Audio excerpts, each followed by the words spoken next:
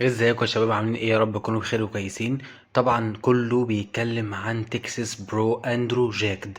يا جدعان، اندرو جاكد قوي جدا جدا جدا. في ناس سألتني يقدر يكسب دريك لانسفورد ولا لا.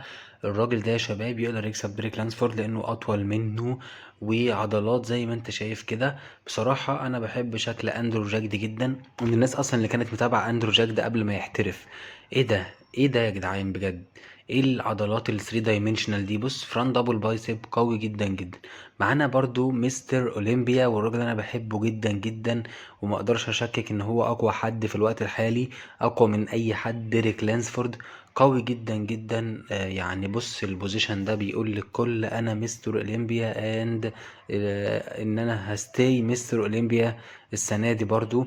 خصوصا ان هادي شوبان لسه منزل فيزيك ابديت قريب، فاستنوا يا شباب، اولمبيا مدمرة السنة دي.